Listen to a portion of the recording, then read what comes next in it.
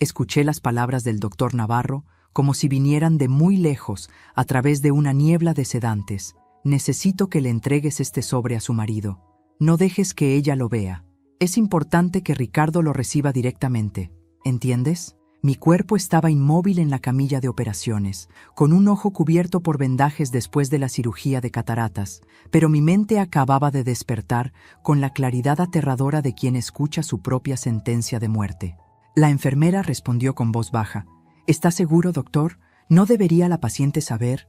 El doctor Navarro la interrumpió con tono cortante. Ella no necesita saber nada todavía. Su esposo manejará la situación.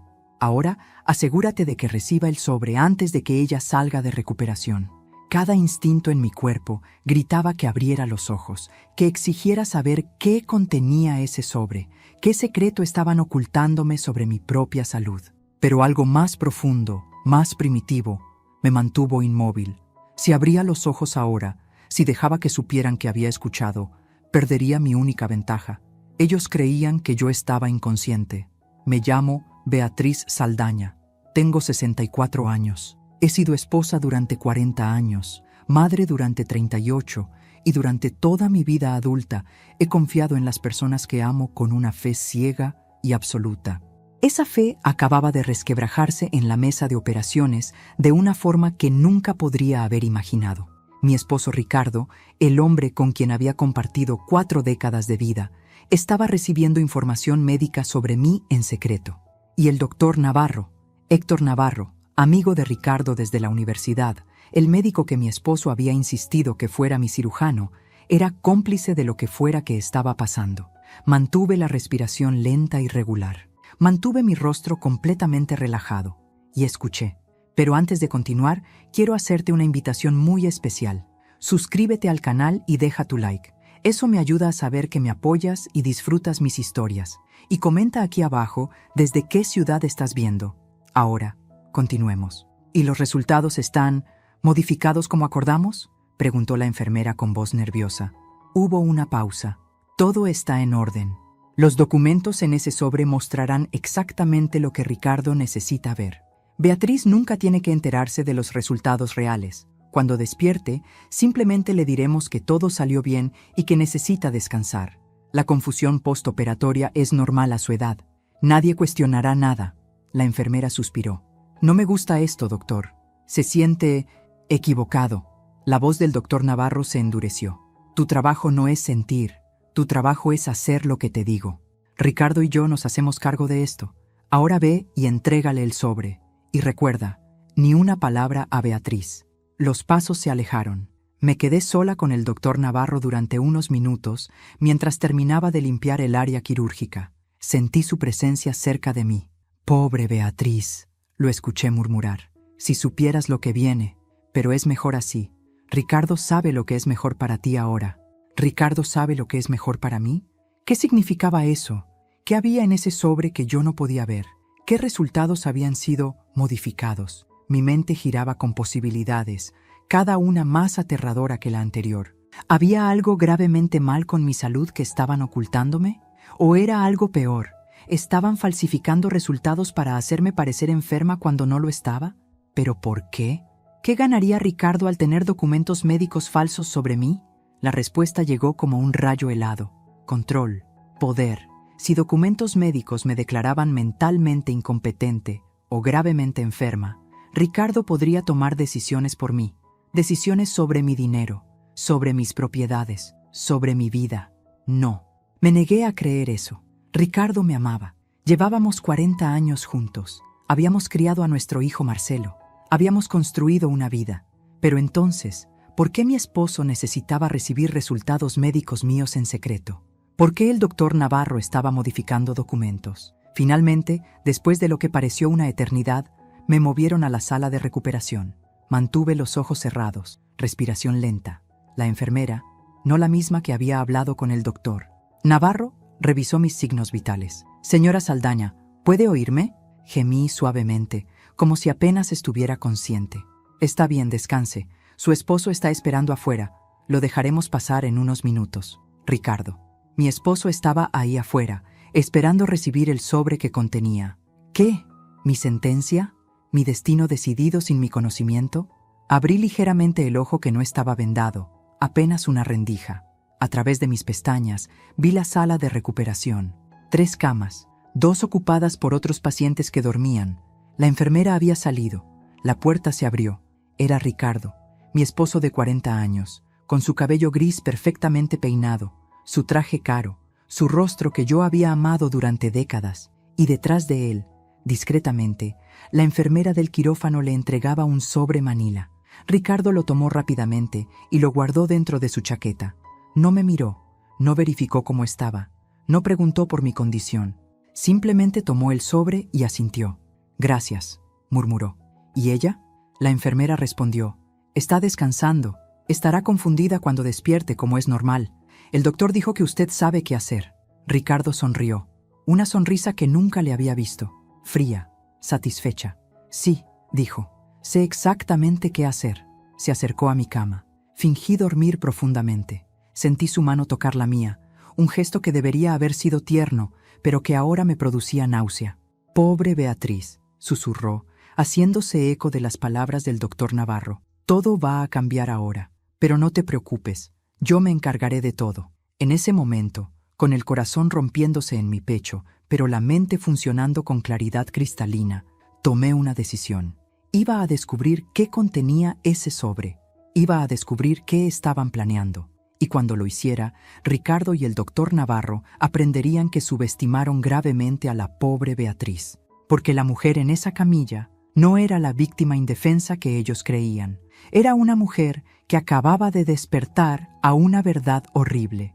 Y las mujeres despiertas son peligrosas. Para entender cómo llegué a ese momento, fingiendo inconsciencia en una camilla de hospital mientras mi esposo conspiraba con mi médico, necesito regresar 40 años atrás, al día en que conocí a Ricardo Saldaña en una exposición de arte en Sao Paulo, cuando yo tenía 24 años y él 28.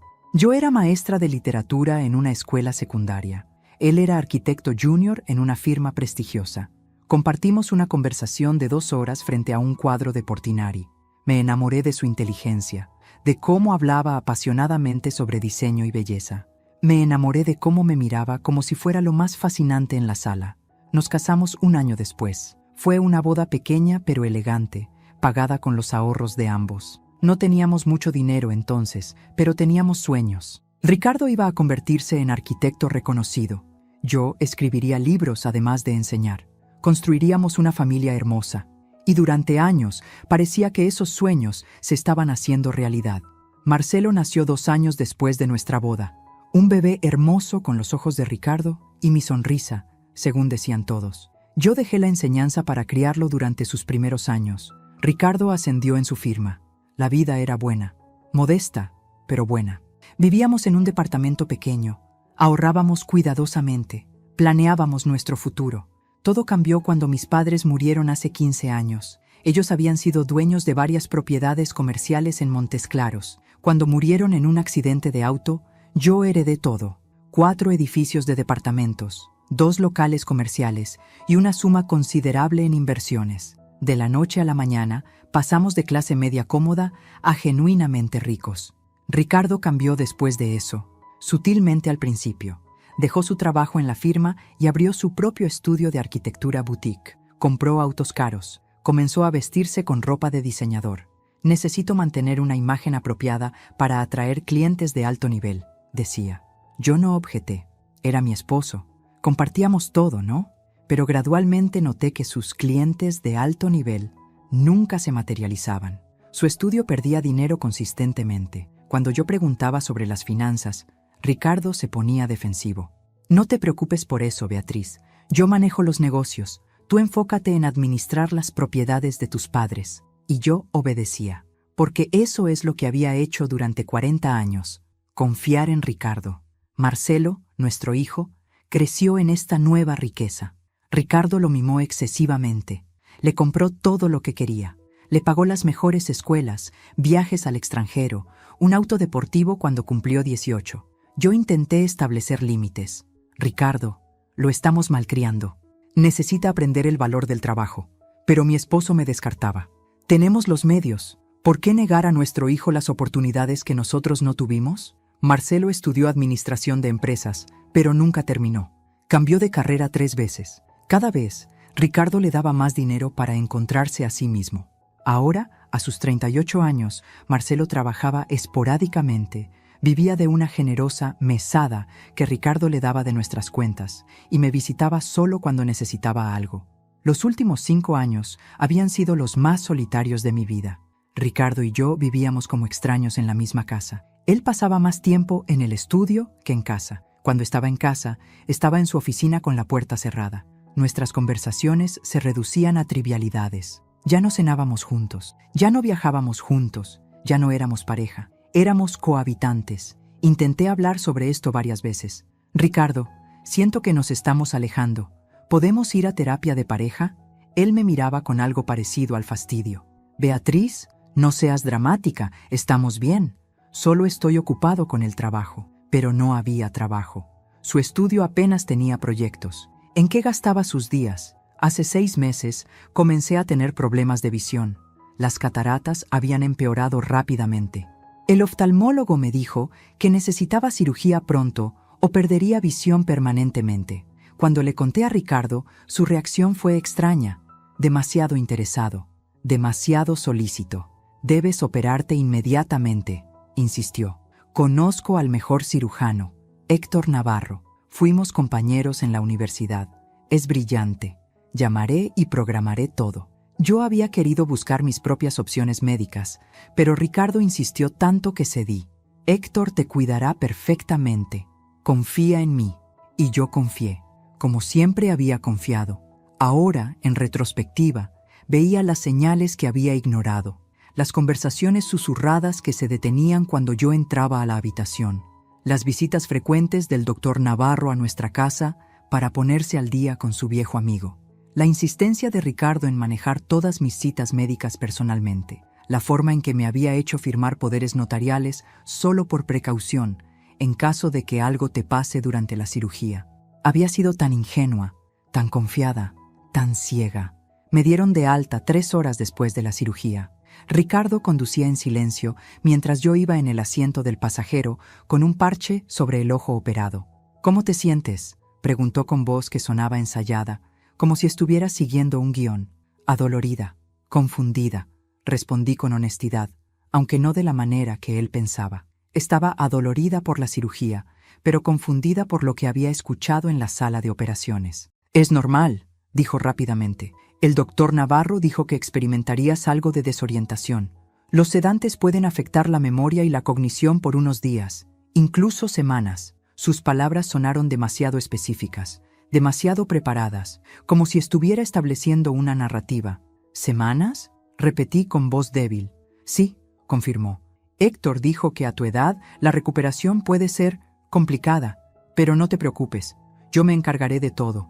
Tú solo descansa y déjame manejar las cosas, dejarlo manejar las cosas. Exactamente lo que había hecho durante 40 años, y ahora entendía que esa confianza ciega había sido mi mayor error. Cuando llegamos a casa, Ricardo me ayudó a subir las escaleras con una solicitud exagerada que nunca había mostrado antes. Cuidado, despacio, no queremos que te caigas. Me instaló en nuestra habitación como si fuera una inválida. Quédate aquí y descansa, te traeré el almuerzo. No discutí. Necesitaba que creyera que yo era exactamente lo que él esperaba. Débil, confundida, dependiente. Cuando bajó a la cocina, me moví rápidamente. Con mi ojo bueno, revisé su chaqueta que había dejado colgada en el respaldo de la silla. El sobremanila seguía ahí. Mis manos temblaban mientras lo sacaba. Estaba sellado. Consideré abrirlo, pero escuché sus pasos en las escaleras. Lo devolví rápidamente y me tiré en la cama, fingiendo dormir. Ricardo entró, colocó una bandeja en la mesa de noche y salió sin hacer ruido, pero no bajó las escaleras. Escuché su voz desde el pasillo, hablando por teléfono en voz baja. Me levanté sigilosamente y me acerqué a la puerta. Sí, Héctor, salió perfecto. Tiene el parche puesto y está desorientada como predijiste. ¿Los documentos están listos? Bien. Mañana comenzamos el proceso. Sí. Marcelo vendrá esta noche para discutir los detalles. No, ella no sospecha nada. Está exactamente donde la necesitamos. Mi sangre se heló. Marcelo estaba involucrado. Mi hijo, mi único hijo, estaba conspirado con su padre contra mí. El dolor de esa traición fue peor que cualquier dolor físico de la cirugía. Los siguientes días fueron una actuación cuidadosa de ambos lados. Yo fingía estar más confundida de lo que estaba. ¿Qué día es hoy? ¿Ya tomé mis medicamentos? Ricardo fingía preocupación amorosa. No te preocupes, mi amor. Yo llevo el registro de todo. Pero yo notaba cómo sus ojos brillaban con satisfacción cada vez que yo mostraba desorientación. El doctor Navarro vino a la casa 3 veces esa primera semana, supuestamente para revisiones postoperatorias. Pero yo notaba que sus visitas duraban horas y siempre incluían reuniones privadas con Ricardo en el estudio, con la puerta cerrada, conversaciones en voz baja que no podía escuchar completamente, pero cuyo tono era conspirador. Marcelo apareció el tercer día. «Hola, mamá», dijo con beso mecánico en mi mejilla. «¿Cómo te sientes?» No me preguntó por preocupación genuina. Preguntaba para evaluar mi estado. «Confundida», respondí, jugando mi papel. No recuerdo bien las cosas. Vi cómo intercambiaba una mirada significativa con Ricardo. «Es normal, mamá. Solo necesitas descansar».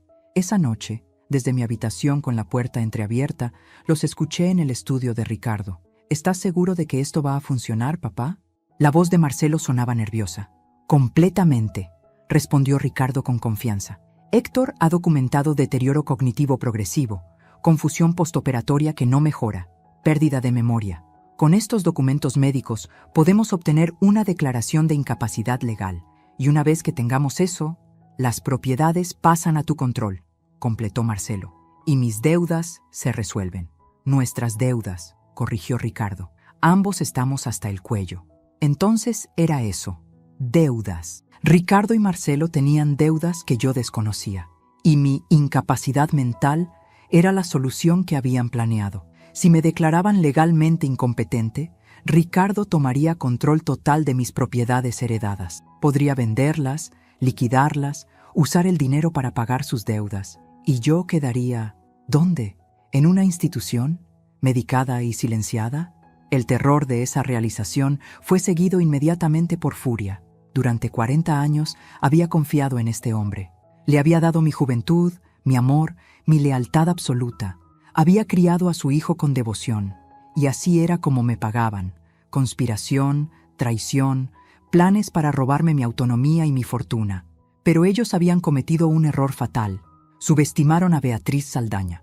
Pensaron que décadas de ser esposa obediente me habían vuelto débil. No sabían que la misma mujer que había administrado propiedades complejas durante 15 años, que había negociado con inquilinos difíciles y abogados astutos, podía ser formidable cuando se la provocaba. Esa noche, mientras Ricardo dormía, bajé silenciosamente al estudio. Necesitaba ver ese sobre. El estudio de Ricardo estaba iluminado solo por la luz de la luna que entraba por la ventana. Moví con cuidado cada paso, agradecida por las alfombras persas que silenciaban mis pisadas. Mi ojo bueno se había adaptado a la oscuridad. El ojo operado, todavía cubierto por el parche, palpitaba dolorosamente, pero ignoré la molestia. Tenía una misión. El sobre manila estaba en el segundo cajón del escritorio de Ricardo, escondido bajo una carpeta de facturas. ¡Qué apropiado! Mi supuesta incapacidad mental archivada junto con cuentas sin pagar. Lo saqué con manos temblorosas y lo llevé al baño del pasillo, el único lugar donde podría encender una luz sin que se viera desde la habitación principal. Cerré la puerta con seguro y me senté en el borde de la bañera.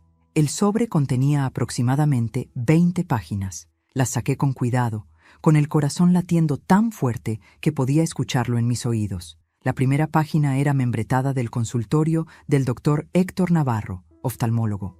Pero no contenía resultados de mi cirugía de cataratas. Era un informe neurológico.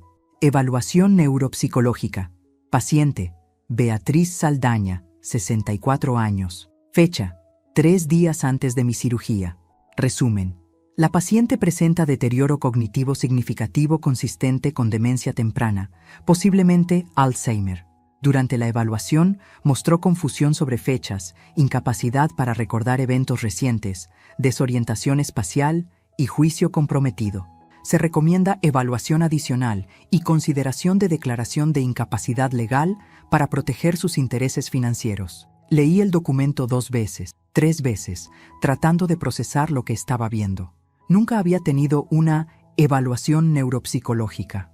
Nunca había visitado al doctor Navarro antes de la cirugía de cataratas. Este documento era completamente falso, fabricado, pero estaba en papel oficial, con el sello del consultorio, fechado y firmado por el doctor Héctor Navarro.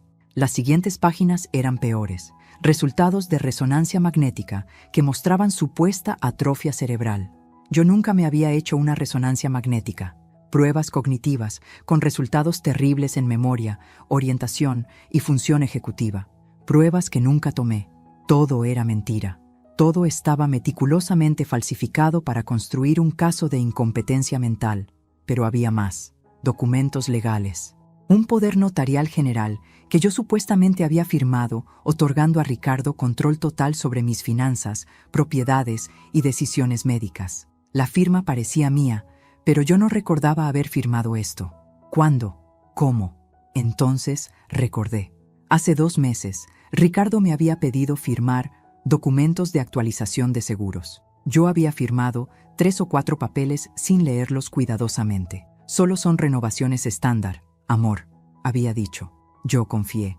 Ahora veía que entre esos papeles había estado este poder notarial, disfrazado y escondido. El siguiente documento me quitó el aliento. Petición de declaración de incapacidad legal, Estado de Minas Gerais. Una petición formal ante el tribunal para declararme legalmente incompetente. Estaba preparada para ser presentada la próxima semana. Ricardo sería nombrado mi tutor legal. Tendría control absoluto. Yo perdería todos mis derechos. No podría vender propiedades, manejar dinero, tomar decisiones médicas. Sería, legalmente, como una niña bajo custodia. Y en el fondo del sobre encontré el motivo real. Estados de cuenta bancarios, no de nuestras cuentas conjuntas, sino cuentas que yo no conocía. Cuentas solo a nombre de Ricardo. Deudas masivas, préstamos de bancos por 500,000 reales, deudas de tarjetas de crédito por 200,000. Y lo más revelador, registros de apuestas online. Ricardo había estado apostando grandes sumas y perdiendo durante años. Había también documentos sobre Marcelo. Nuestro hijo debía 300,000 reales a prestamistas privados, intereses del 40% anual, amenazas de violencia si no pagaba. Marcelo estaba desesperado, y Ricardo, en lugar de venir a mí honestamente, había decidido robarme. El plan era simple y brutal. Declararme incompetente, tomar control de mis propiedades heredadas valoradas en aproximadamente 3 millones de reales, vender todo, pagar sus deudas y probablemente internarme en alguna institución donde yo estaría medicada y silenciada para siempre. Sentada en el borde de esa bañera, con evidencia de la traición de mi familia en mis manos, lloré. Lloré por 40 años de matrimonio que resultaron ser una mentira. Lloré por el hijo que crié y que ahora quería destruirme por dinero. Lloré por la Beatriz ingenua que había confiado ciegamente y que murió en ese momento. Pero las lágrimas solo duraron unos minutos, porque junto con el dolor vino algo más fuerte, determinación fría y cristalina. Ricardo y Marcelo pensaban que podían hacer esto porque me veían como débil, como la esposa sumisa, la madre abnegada, la mujer sin recursos propios. No sabían que la mujer que había administrado propiedades millonarias durante 15 años había aprendido a ser estratégica, despiadada cuando era necesario y capaz de protegerse. Fotografié cada página del sobre con mi celular. Subí las imágenes a 3 nubes diferentes. Las envié encriptadas a una cuenta de email secreta que creé en ese momento. Aseguré la evidencia de todas las formas posibles. Luego, cuidadosamente, volví a poner todo en el sobre exactamente como estaba. Lo devolví al escritorio de Ricardo. Volví a la cama. Me acosté junto a mi esposo traidor, fingiendo dormir mientras mi mente trabajaba en un plan. Ricardo y Marcelo habían declarado la guerra. No lo sabían todavía, pero ya habían perdido, porque habían subestimado gravemente a su oponente. A la mañana siguiente, desperté con un propósito claro. Ricardo ya estaba levantado, preparando café en la cocina. «Buenos días, mi amor», dijo con esa voz falsamente solícita, que ahora reconocía como actuación. «¿Cómo dormiste? ¿Cómo está tu ojo?» Toqué el parche con gesto confundido. No estoy segura. ¿Qué día es hoy? Vi la satisfacción apenas disimulada en su rostro. Jueves, Beatriz, es jueves. ¿Recuerdas que el doctor Navarro viene hoy para tu revisión? Perfecto. Otra oportunidad para observarlos en acción. Ah, sí, dije vagamente. El doctor. ¿Para qué era? Ricardo puso su mano en mi hombro con falsa ternura. Para revisar tu ojo, amor, y para hacerte algunas pruebas cognitivas simples, solo rutina postoperatoria. Pruebas cognitivas, claro, más documentación falsa para su caso de incompetencia. El doctor Navarro llegó a las 10, alto, distinguido, con cabello plateado y sonrisa profesional que ahora veía como la máscara que era. Beatriz, ¿cómo estás? Me hice la desorientada. Doctor Navarro, ¿verdad? Lo siento, mi memoria. Intercambió una mirada significativa con Ricardo. No te preocupes, es completamente normal. Revisemos ese ojo primero. La revisión fue teatro puro.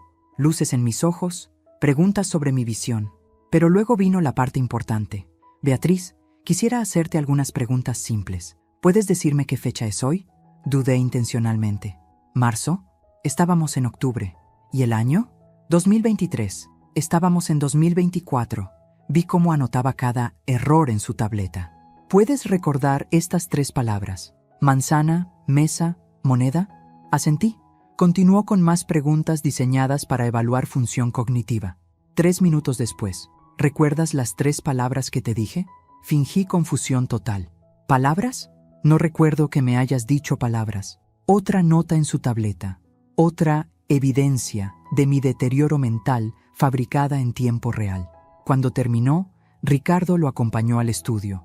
Yo subí las escaleras ruidosamente, luego bajé en silencio y me posicioné cerca de la puerta del estudio. Está peor de lo que pensábamos, decía el doctor Navarro. El deterioro está acelerándose. Con esta documentación adicional, no habrá problema para la declaración de incapacidad. Ningún juez cuestionará un caso tan claro. ¿Y el timing? Preguntó Ricardo. Marcelo necesita el dinero urgentemente. Los prestamistas están amenazando con ir a su casa. El doctor Navarro respondió: podemos presentar la petición el lunes. Con suerte, tendremos la orden judicial en 2 semanas. Luego puedes comenzar a liquidar las propiedades. Y ella, la voz de Ricardo vaciló ligeramente. ¿Qué hacemos con Beatriz cuando tengamos el control? Hubo una pausa. Conozco una institución privada excelente, muy discreta, cara, pero considerando lo que vas a obtener, bien vale la pena. La mantendrán cómoda, medicada, sin problemas. Podrás visitarla ocasionalmente para mantener las apariencias. Medicada, institucionalizada, visitada ocasionalmente para mantener apariencias. Ese era mi futuro según el plan de mi esposo y mi médico. Antes de continuar, dime aquí en los comentarios qué te está pareciendo esta historia hasta ahora y qué harías tú en el lugar de ellos. No salgas del video, porque lo que viene a continuación te va a poner la piel de gallina.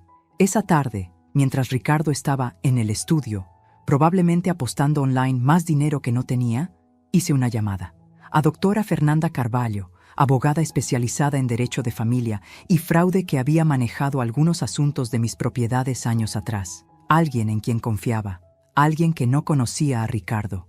Doctora Carvalho, habla Beatriz Saldaña. Necesito reunirme con usted urgentemente y necesito que sea completamente confidencial. Escuché la preocupación en su voz. ¿Está usted bien, Beatriz? No, respondí honestamente, pero voy a estarlo. ¿Puede recibirme mañana? Por supuesto, 10 de la mañana en mi oficina. Perfecto. Y doctora Carvalho, nadie puede saber de esta reunión, especialmente mi esposo. Esa noche, Marcelo vino a cenar. Mi hijo, mi traidor hijo. Lo observé con ojos nuevos mientras comía el asado que yo había preparado. 28 años limpiando sus rodillas raspadas, ayudándolo con su tarea, consolándolo cuando lloraba. Y ahora estaba aquí, sonriéndome, preguntando: ¿cómo te sientes, mamá? Mientras planeaba mi destrucción por dinero. Confundida, respondí jugando mi papel. No recuerdo bien las cosas últimamente. Vi el alivio en su rostro. Es normal, mamá. El doctor Navarro dice que es parte de la recuperación. Mentiroso. Todos eran mentirosos. Después de la cena, Ricardo y Marcelo se encerraron en el estudio otra vez. Yo subí ruidosamente a la habitación. Luego bajé y escuché. ¿Cuánto más tenemos que esperar? La voz de Marcelo sonaba desesperada.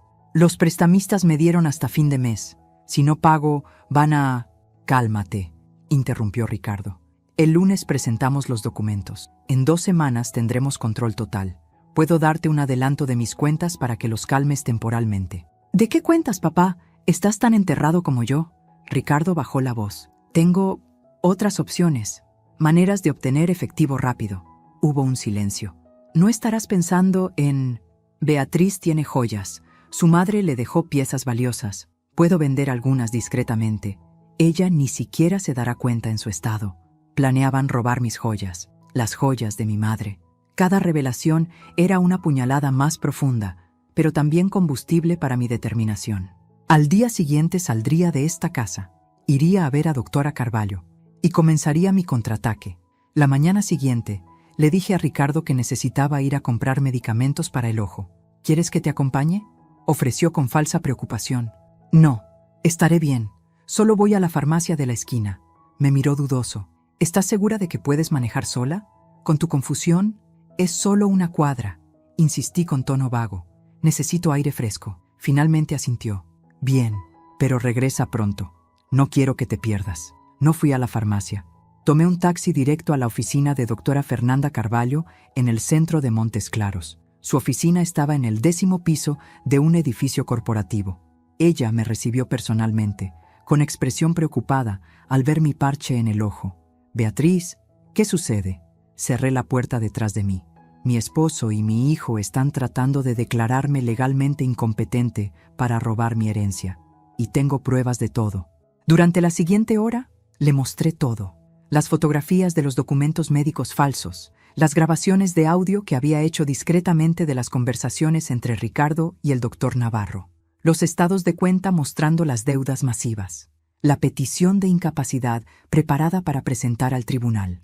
La doctora Carvalho revisó cada documento con creciente horror. Esto es fraude médico a nivel criminal, dijo finalmente.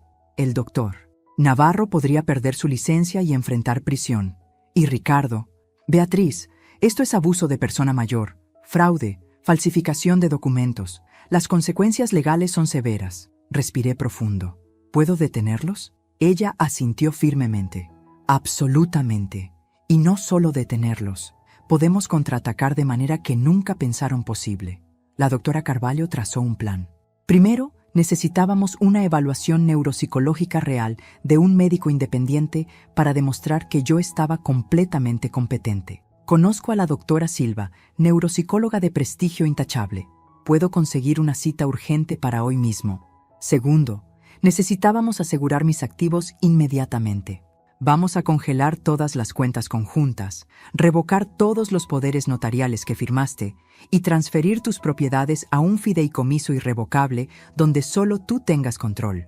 Tercero, y más importante, necesitábamos evidencia adicional. Las grabaciones que tienes son buenas, pero necesitamos más. Necesitamos que ellos se incriminen de manera indiscutible. Me explicó su plan. Yo continuaría fingiendo deterioro mental por unos días más, permitiendo que Ricardo y el doctor Navarro continuaran construyendo su caso falso. Pero esta vez, yo estaría documentando cada paso con equipo de grabación profesional que ella me proporcionaría. ¿Y mi hijo?, pregunté con voz quebrada. Marcelo está involucrado. ¿También enfrentará consecuencias? La doctora Carvalho me miró con compasión. Eso depende de qué tan profundamente esté involucrado.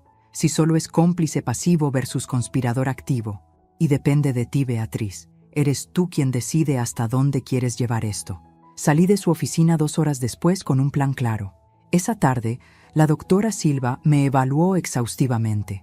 3 horas de pruebas cognitivas, de memoria, de función ejecutiva.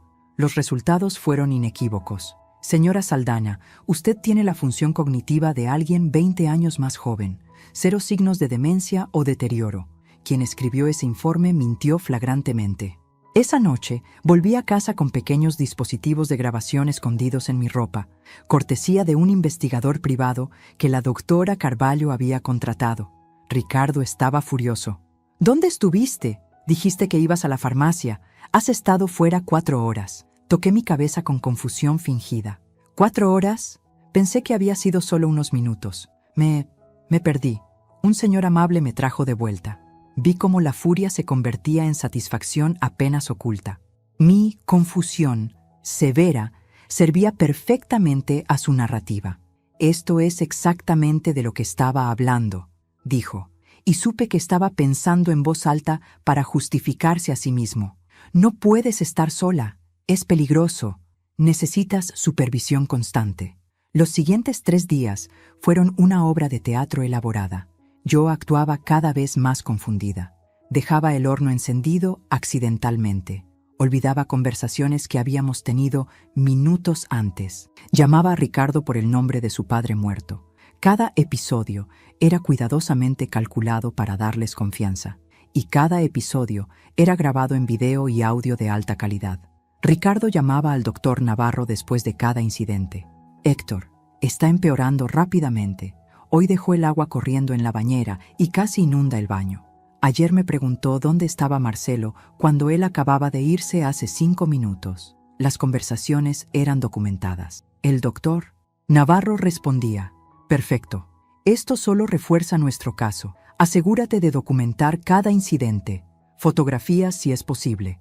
Qué irónico. Él pedía documentación mientras yo documentaba su conspiración. El viernes, una semana después de mi cirugía, Marcelo vino con noticias urgentes. Papá, los prestamistas no pueden esperar más. Necesito 200,000 reales para el lunes o van a... Dejó la amenaza sin terminar. Ricardo lucía estresado. El lunes presentamos los documentos, pero la orden judicial tardará al menos 2 semanas. ¡No tengo 2 semanas!, gritó Marcelo. Fue entonces cuando escuché lo que necesitaba. Ricardo bajó la voz. Hay otra opción. Puedo falsificar la firma de Beatriz en documentos de venta de una de las propiedades, cerrar un trato rápido, obtener efectivo inmediato. Eso no es... Marcelo vaciló. ¿Ilegal? Todo esto es ilegal, hijo. ¿Cuál es una cosa más? La grabadora capturó cada palabra. Confesión de plan de falsificación de documentos. Perfecto. El domingo por la noche, organicé lo que sería mi obra maestra de actuación.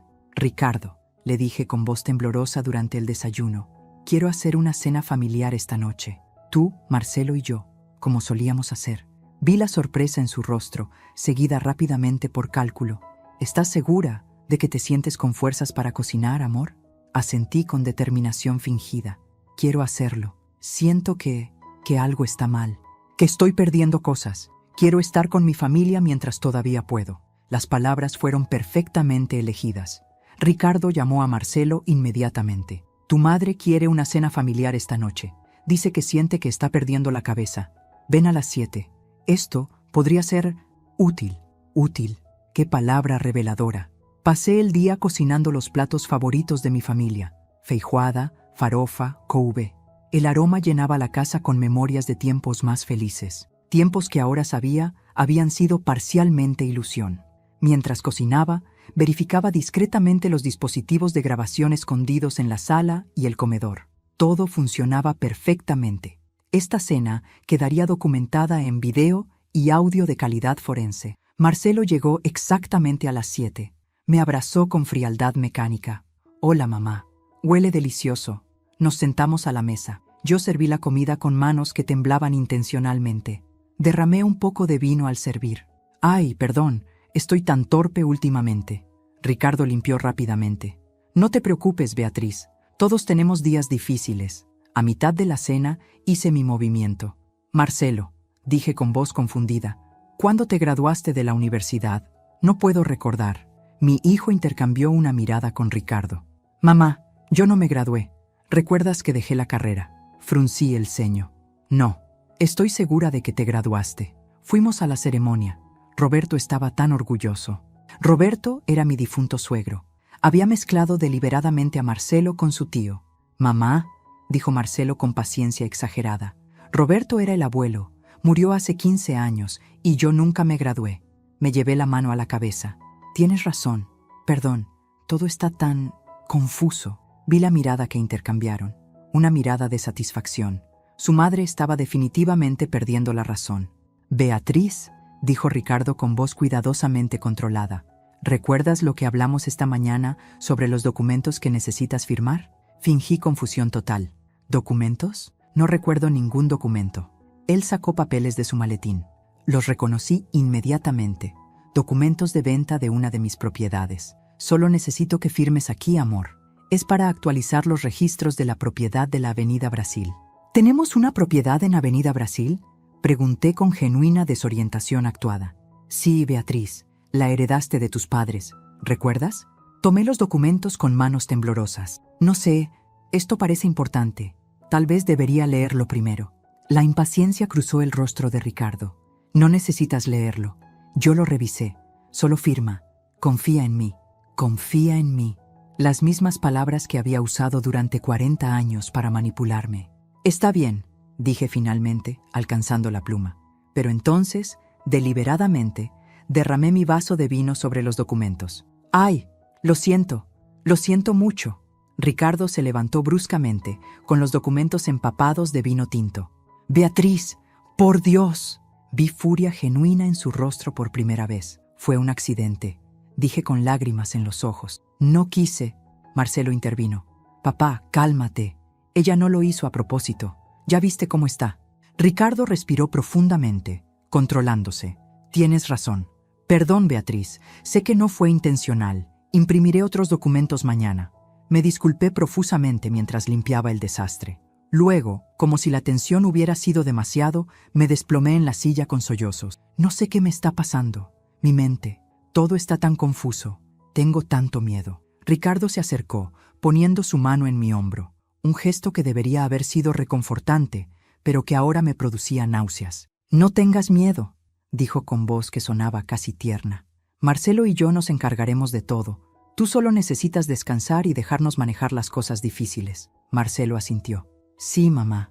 Vamos a cuidar de ti. Vamos a asegurarnos de que estés segura, en una institución, medicada, silenciada. Después de que limpiamos, nos movimos a la sala. Fingí estar exhausta. Creo que necesito acostarme. Pero antes de levantarme, miré a mi hijo y esposo. Los amo. ¿Saben eso, verdad? Los amo tanto.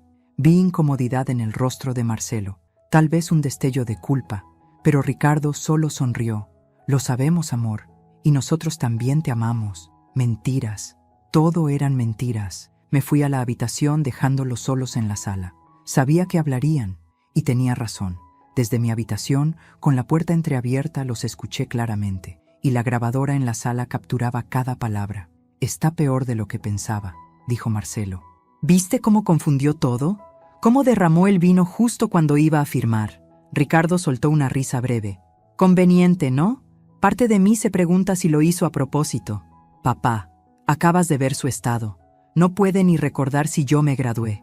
No hay manera de que esté fingiendo. Tienes razón, admitió Ricardo. Héctor presenta los documentos mañana temprano. Para miércoles deberíamos tener la orden judicial.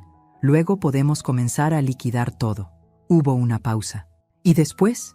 Después de que tengamos el dinero, ¿qué hacemos con ella? La pregunta quedó suspendida en el aire. Finalmente, Ricardo respondió. Héctor tiene todo arreglado. La institución Santa María. Es privada, discreta. La visitaremos una vez al mes para mantener las apariencias. Pero honestamente, en su estado, probablemente ni notará nuestra ausencia.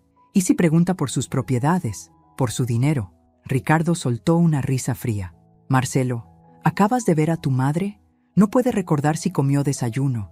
No va a preguntar por propiedades. Y si lo hace, simplemente le diremos que todo está bien, que nosotros nos encargamos. Estará demasiado confundida para cuestionar.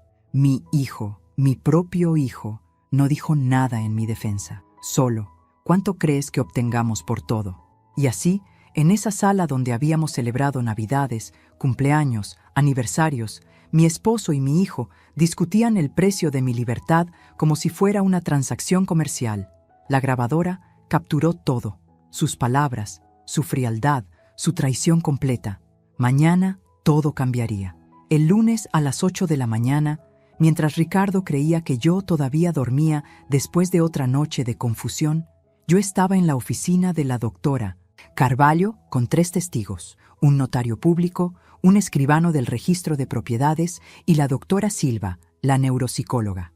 Durante las siguientes 2 horas, ejecutamos lo que la doctora Carvalho llamó Operación Blindaje Total. Primero, revocamos formalmente todos los poderes notariales que había firmado a favor de Ricardo. El notario certificó que yo estaba en pleno uso de mis facultades mentales, completamente competente para tomar decisiones legales. La doctora Silva presentó su evaluación neuropsicológica completa que demostraba inequívocamente que no tenía ningún deterioro cognitivo. Segundo, transferimos todas mis propiedades a un fideicomiso irrevocable. Yo era la única fideicomisaria con poder de decisión. Ricardo no tendría acceso, ni siquiera en caso de que lograra alguna declaración judicial futura. Las propiedades estaban blindadas legalmente de forma que ningún poder notarial, ninguna orden judicial basada en evidencia fraudulenta podría tocarlas. Tercero, retiramos todo el dinero de las cuentas conjuntas y las cerramos. Abrimos nuevas cuentas solo a mi nombre en un banco diferente. Ricardo despertaría mañana sin acceso a un solo peso de mi dinero. Cuarto, y más devastador, la doctora Carvalho presentó una denuncia formal ante el Consejo Regional de Medicina contra el doctor Héctor Navarro. Adjuntamos copias de los informes médicos falsificados, las grabaciones de sus conversaciones conspirando con Ricardo y el testimonio de la doctora Silva refutando cada palabra de sus evaluaciones fraudulentas. Le quitarán la licencia, dijo la doctora Carvalho con satisfacción fría, y probablemente enfrente cargos criminales por fraude médico. Quinto, presentamos una denuncia penal contra Ricardo por falsificación de documentos, fraude y abuso de persona mayor. Contra Marcelo presentamos cargos como cómplice. La doctora Carvalho fue clara. Beatriz, una vez que presentemos esto, no hay vuelta atrás. Tu esposo podría enfrentar de 2 a 6 años de prisión. Tu hijo, como cómplice, probablemente menos, pero tendrá antecedentes penales. ¿Estás segura? Pensé en 40 años de matrimonio. Pensé en el bebé que había mecido en mis brazos. Pero luego pensé en sus voces frías, discutiendo cómo internarme en una institución, cómo liquidar mis propiedades, cómo yo ni notaría su ausencia. Pensé en cómo habían estado dispuestos a robarme no solo mi dinero, sino mi libertad, mi autonomía, mi dignidad. Estoy segura, dije con voz firme. Presente todos los cargos. La doctora Carvalho asintió y presionó enviar en su computadora. Los documentos fueron transmitidos electrónicamente a la fiscalía. Ya no había vuelta atrás. Finalmente, el sexto paso. Iniciamos el proceso de divorcio. Demanda por fraude, abuso emocional, conspiración para cometer fraude financiero. Solicité división de bienes con la estipulación de que Ricardo no recibiría nada de mis propiedades heredadas y que su mitad de cualquier bien común adquirido durante el matrimonio sería reducida significativamente debido a su conducta fraudulenta. ¿Y mi testamento?, pregunté. La doctora Carvalho sacó un documento ya preparado. Tomé la libertad de redactar uno nuevo. Bajo los términos actuales, si algo te pasara, todo va a una fundación benéfica para personas mayores víctimas de abuso financiero. Ni Ricardo ni Marcelo reciben un peso. ¿Apruebas?, firmé sin dudar. A las 11 de la mañana, toda la operación estaba completa. Yo estaba legal, financiera y médicamente blindada. Ricardo y el doctor Navarro estaban a punto de enfrentar las consecuencias de sus acciones. Y yo, por primera vez en semanas, respiré con alivio genuino. ¿Y ahora?, pregunté. La doctora Carvalho sonrió. Ahora vamos a darles la noticia. Juntas, esta tarde. He organizado una pequeña reunión en tu casa. 3 de la tarde. Estarán presentes. Tú, Ricardo, Marcelo, yo como tu abogada, un oficial de policía y un representante del Consejo Regional de Medicina.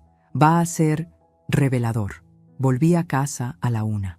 Ricardo estaba en su estudio, probablemente ultimando los detalles para presentar su petición de incompetencia ante el tribunal. Me vio llegar. ¿Dónde estuviste? Estaba preocupado.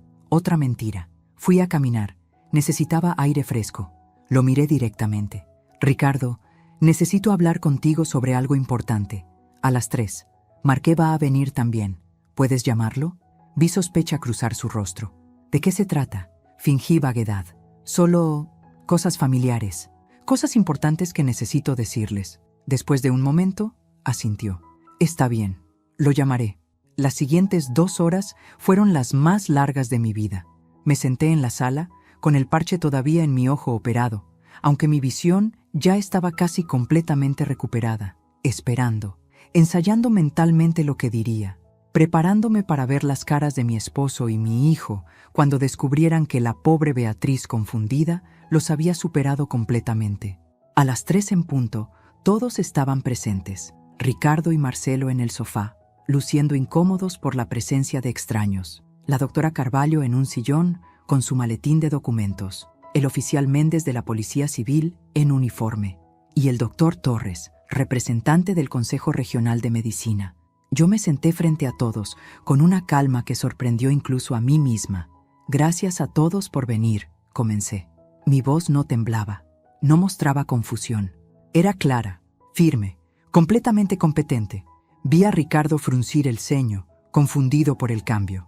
Ricardo, Marcelo, hay algunas cosas que necesito decirles, y algunas cosas que ustedes necesitan escuchar. Beatriz, ¿qué es todo esto?, preguntó Ricardo con irritación creciente. ¿Quiénes son estas personas? Me quité el parche del ojo, parpadeé con ambos ojos, demostrando visión perfecta. Mi ojo está completamente curado. Ha estado curado desde hace días. Pero ustedes no lo sabían porque he estado fingiendo. El silencio fue absoluto. Ricardo palideció.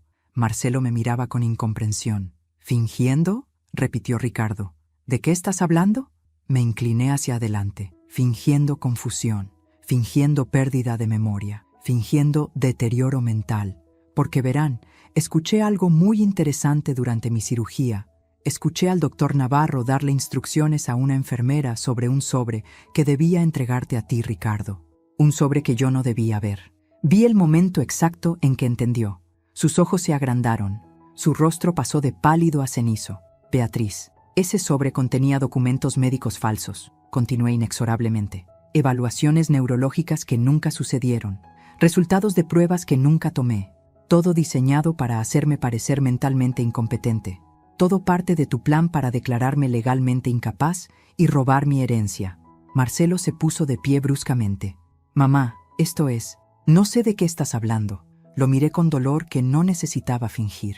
Siéntate, Marcelo. Sé todo. Sé sobre las deudas de tu padre. Sé sobre tus deudas con prestamistas. Sé sobre el plan para internarme en la institución Santa María después de liquidar mis propiedades. Escuché cada conversación. Documenté todo. La doctora Carvalho intervino con voz profesional y fría. Señor Saldaña, señor Marcelo Saldaña, soy la doctora Fernanda Carvalho, abogada de la señora Beatriz. Durante la última semana, mi cliente ha documentado exhaustivamente su conspiración para cometer fraude médico, falsificación de documentos y abuso financiero de persona mayor.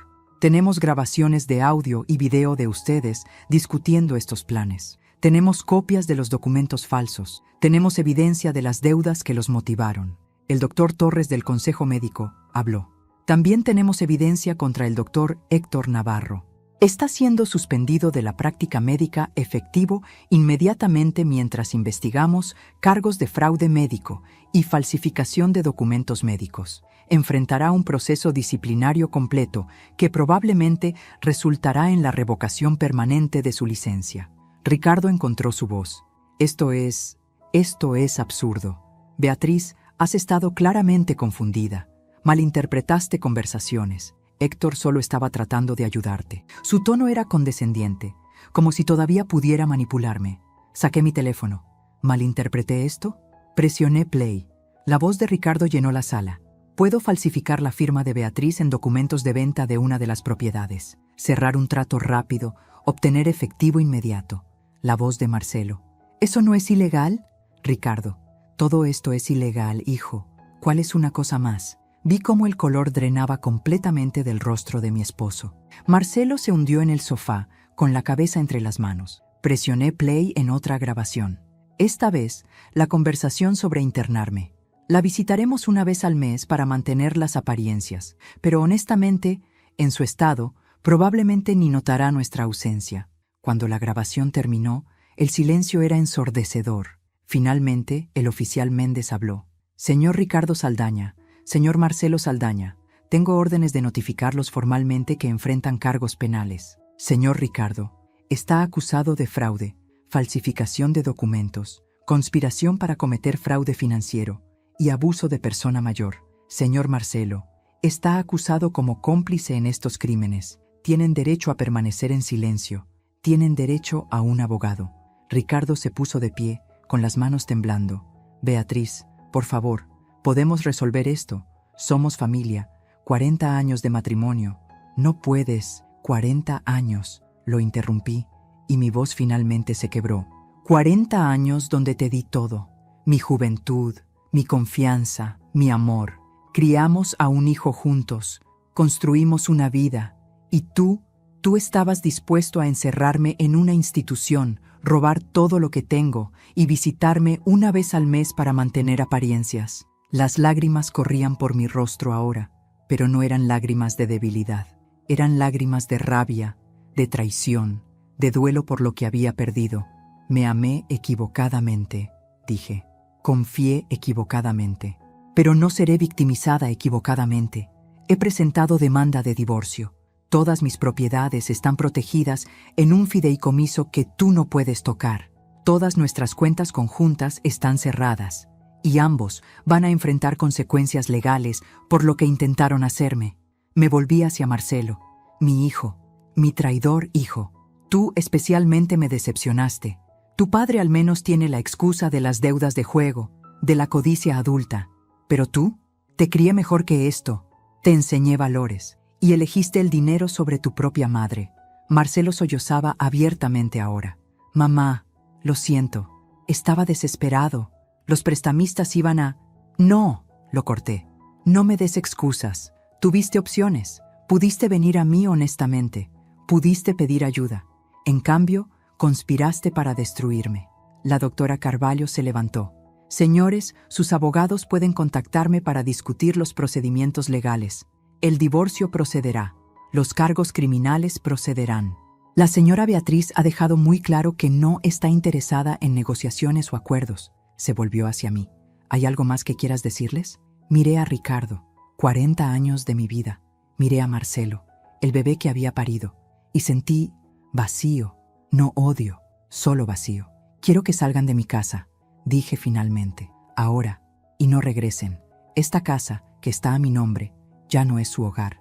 Ricardo, tienes una semana para recoger tus pertenencias personales. Marcelo, no eres bienvenido aquí nunca más a menos que vengas con una disculpa genuina y un cambio genuino de corazón. Ahora salgan.